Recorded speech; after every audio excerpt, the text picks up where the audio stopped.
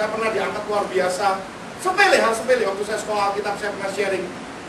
Saya sambal gimana waktu semester 1, saya tuh berhati-hati. Sekolah kagak, belum lama udah mimpin pelayanan, khotbah. Belajar belum becus, Alkitab belum seberapa tahu. Khotbah, hantam aja, kaum muda, KKR di sini, KKR di situ. Pergi Ponorogo, Madiun, Nganjuk, Caruban. Saya keliling, saya batin. Akhirnya kakak-kakak kelas saya ini hatinya panas. Panas hatinya. Ini gimana, sekolah baru semester 1, ini belum lulus. Udah pelayanan. Mereka ngamuk, mereka serang saya sedemikian rupa, ya. Akhirnya dosen saya satu tahu hal itu, malah dikerjain sama dosen saya. Pas SPG itu di Surabaya ada event besar biasanya, pas setiap tahun sekali semuanya kumpul dan KKR besar. Dosen saya dengan beberapa diaken, kebetulan dosen saya ini diaken, dia punya ruang khusus. Kalau makan ruang khusus, kalau ngobrol ruang khusus, AC semuanya ada, sofanya ruang khusus. Anak-anak sekolah kita nggak boleh masuk situ, saudara. Dia keluar, lihat saya cari tempat buat makanan begini. Ya, Agung, sini. Semua ini kakak-kakak kelas saya. Mereka lebih muda dari saya, karena saya sekolahnya telat. Tapi at least mereka kakak kelas saya, Kak. Ya. Di depan mereka bilang, sini, makan aja di sini. Ayo duduk. Saya pernah boleh. Duduk sini. Saya makan sama diakan minder saya sudah. Kaya enggak, pinter enggak, lagi diproses Tuhan, iya kan? Makan di situ. Wah, saya makannya sambil enggak bisa menikmati. Tapi satu hal saya lihat, ya, begitu luar biasa Tuhan. Kalau saudara cinta dia, dunia boleh benci sama saudara. Dunia boleh berusaha membangkrutkan dan menjatuhkan saudara. Tapi Tuhan, kalau dia bilang begini, kecuali anakku ini, maka mereka nggak bisa apa-apa. Semakin didoain bangkrut, kok semakin kaya. Semakin ditunggu kematiannya, kok makin sehat. Semakin ditunggu bungkuknya, kok makin tegak. Karena Tuhan bilang apa? Kecuali anakku ini. Dia bilang apa sama Tuhan Yesus? Waktu dia mentas dalam baptisan, inilah anakku, kepadanya lah aku berkenan. Itu pengecualian. Luar biasa sekali, saudara. Saya baca ayat 27, ayat 28. Katakanlah kepada mereka, oh ini sudah tadi ya. Jadi kita lihat 1 Samuel pasal 16. 1 Samuel pasal 16. Untuk mempersingkat waktu, saudara batasi saja 1 Samuel 16 ayat 7 sampai 12. Kita tahu kisah ini karena kisah ini sangat populer. Samuel diutus sama Tuhan. Samuel, kamu pergi ke rumah Isai, kamu cari anak-anaknya, salah satu anaknya nanti aku urap jadi raja. Tapi ingat, Tuhan sudah kasih batas. Pesan di 1 Samuel 16 7 sampai 12. Ayat 7 Tuhan bilang begini, ingat, nanti kalau kamu lihat jangan lihat parasnya, karena aku melihat hatinya. Karena kalau gak dipesanin gitu, Samuel pasti kaget. Kagetnya gimana? Next, ayat selanjutnya 8 dan seterusnya sampai 12. Dia datang ke rumah Isai. Dia bilang, Isai, salah satu anakmu akan diurapi Tuhan. Ayo dibarisin kayak peragawan anakmu satu-satu. Lewat satu-satu. Yang gede, yang biasa perang. Semuanya biasa perang kecuali Daud. Daud ini tertolak, saudara. Paling pendek, paling kecil, nggak biasa perang. Dia suruh piara domba 1-2 ekor. Ya kan? Saudara, gede yang pertama. Tuhan bilang, bukan ini. Dia bilang, Isai, bukan ini kata Tuhan. Oke, mungkin yang kedua, gede juga. Biasa, pasukan-pasukannya Saul, gagah perkasa. Bukan ini. Yang ketiga, bukan ini. Bingung.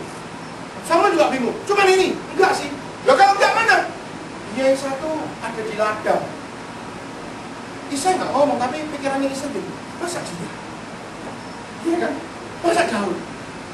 Daud itu cocoknya kalau di gereja ini modelnya kayak Andrew. Segitu. Gede-gedenya segitu, muda-mudanya segitu. Kurang lebih. Yang gede-gede, gagah-gagah kayak WW, kayak saya, kayak Pipi. Gak dipilih. Ini kan kita punya potongan pasukan ya? Punya potongan panglima dibanding Andrew. Iya kan? Orang Cina bilang, wah, apa nih katanya mukanya. Ini pas ini, ya buat bos, buka raja. Tuhan bilang, ya, satunya lagi. Keluar. Ketinggal gitu, merah mukanya kecil gitu, modelnya Andrew gitu. Jangan pun Isai, Samuel dia sendiri bingung. Masih dia bilang, apa iya ya? Tapi dia ingat Tuhan bilang pesan, lihat hatinya. Akhirnya dia bilang, Daud, kamu diurapi Tuhan menjadi raja. Di depan kakak-kakak, tangannya diberi minyak.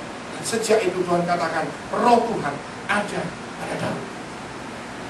Orang ini, roh Tuhan belum ada pada dia, belum diurapi jadi raja, dia sudah gagah perkasa, beruang, binatang buas, dia robek mulutnya, dia bunuh.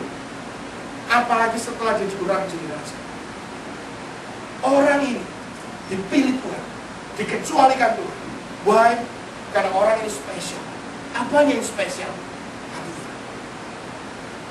Saya nggak peduli income-mu berapa hari ini. Saya nggak peduli profesi saudara apa hari ini. Saya nggak peduli orang lain menilai saudara apa hari ini. Tapi saya mau katakan, yang penting kalau hatimu di hadapan Tuhan benar. Kalau Tuhan sampai peduli akan hal itu, engkau pasti spesial. Dan cepat atau lambat, kalau Tuhan yang mengangkat, tidak ada yang bisa menurunkan. Amin. Saudara yakini itu, saudara percaya itu. Hati itu maksudnya apa, Pak? Hati itu maksudnya apa? Saudara, hati itu maksudnya kemurnian. Saya mau kasih contoh. Orang bisa lakukan yang terbaik, bisa khotbah bagus, bisa melayani 24 jam sehari, bisa ngasih sumbangan banyak, tapi belum tentu hatinya ada di sana. Kita lihat orang dunia, kalau mereka mau nyumbang, mereka bawa apa? Wartawan. Iya kan? Nah, jemaat ARC masih luar biasa, nyumbang, tangannya dimasukin begitu, nggak ada yang ngutuk. Iya kan? Saudara, orang dunia kalau melakukan apa-apa, ada pamrih. Orang bisa lakukan semuanya, tapi kalau ada pamrih, hatimu tidak benar di mata Tuhan. Ayo kita tes hari ini, kita renungkan sesaat sebelum kita akhir. Aku sekarang datang ke gereja, hatiku gimana? Aku sekarang melayani Tuhan, hatiku seperti apa?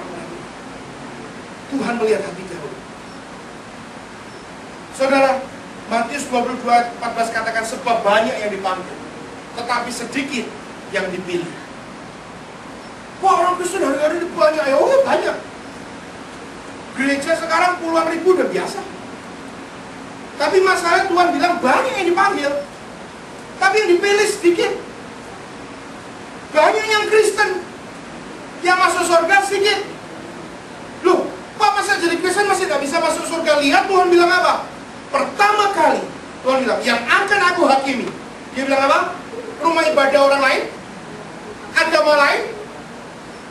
Yang pertama kali aku akan hakimi adalah rumahku sendiri. Dan Tuhan bilang, kalau aku kembali, hampir-hampir aku tidak melihat ada orang beriman. Apakah waktu aku kembali, masihkah aku dapati iman di bumi? Dalam tanda kutip, Tuhan melihat tingkah laku saya dan saudara hari ini.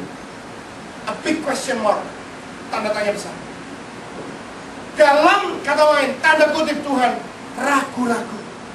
Apakah kalau dia balik nanti, masih ada kita yang bisa diselamatkan? Yes, masih ada. Banyak orang yang baik, saya percaya. Tapi compare with billion of Christian, berapa yang diselamatkan?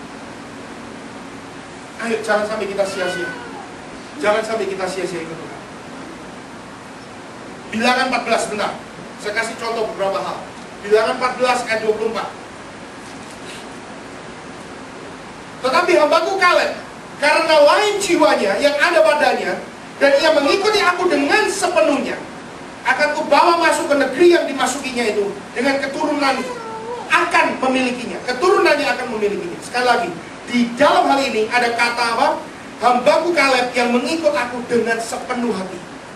Dengan sepenuhnya. Full heart. Orang yang full heart, orang yang sepenuh hati mengikut Tuhan, kekuatannya tidak akan pernah pudar selama-lamanya. Raksasa boleh dihadapi. Ketika tua, dia boleh menghadapi raksasa yang lebih besar, tapi kekuatannya tidak pernah pudar. Berapa banyak kita waktu lahir baru, kita cinta Tuhan mula-mula, kita mau korban, kita hadapi raksasa-raksasa dalam kehidupan kita. Kita cinta Tuhan, kayaknya kita, wah korban lah. Begitu kita agak lama ikut Tuhan, kita langsung jadi loyo, iman kita jadi tua, rapuh. Begitu ada masalah, kita sudah lupa. Lupa dulu waktu kita miskin, lupa dulu waktu kita belum tolong Tuhan. Tapi kalian ini injek. Saya ceritakan saja, kalau saudara baca nanti bilangan itu, oh indah sekali ceritanya, Samkok gak kalah.